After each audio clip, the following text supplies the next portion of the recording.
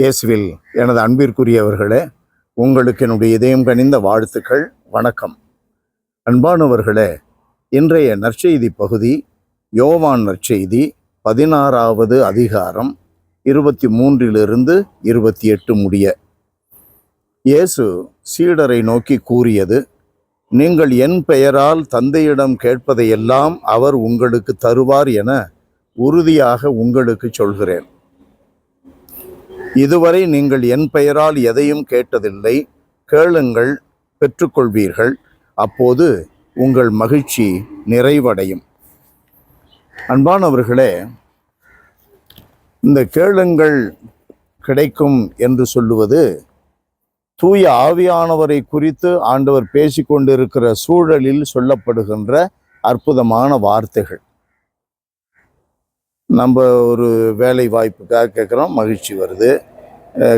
கடவுள் கொடுக்குறார், மகிழ்ச்சி அடைகிறோம்.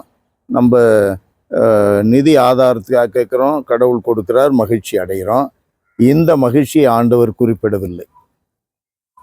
தூய ஆவியானவரை குறித்து பேசும் பொழுது சொல்லுகிற வார்த்தைகள்: கேளுங்கள், பெற்றுக்கொள்வீர்கள். எதை கேட்டாலும் என் பெயரால் கேளுங்கள், பெற்றுக்கொள்வீர்கள். உங்கள் மகிழ்ச்சி உங்களில் நிறைவடையும். நிறைவான மகிழ்ச்சி அப்படின்னா தற்காலிகமானது இல்லை.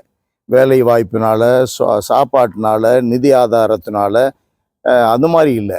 மாறாக தூய ஆவியை கேளுங்கள். 16-13 நம்ம வாசிக்கிறோம். யோவான் நற்செய்தியில் தான் நிறை உண்மையை நோக்கி உங்களை வழி நடத்துவார்.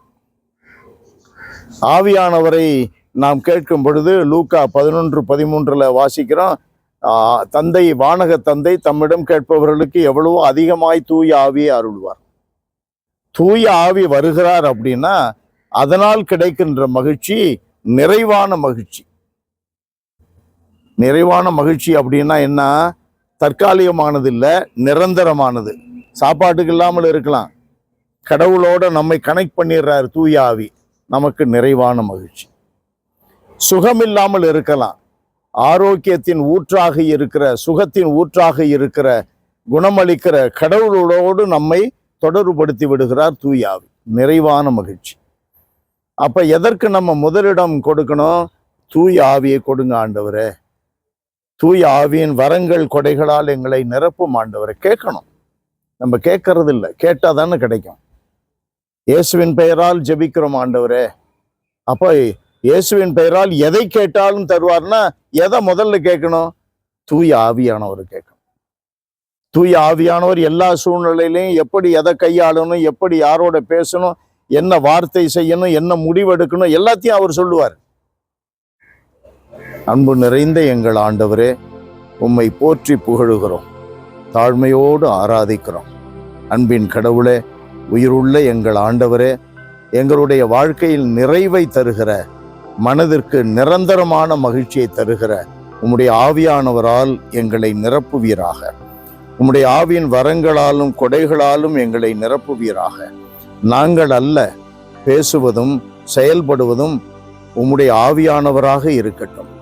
இயேசுவின் பெயரால் மன்றாடி கேட்கிறோம், உயிருள்ள எங்கள் நல்ல தகப்பனே. ஆமென், ஆமென்.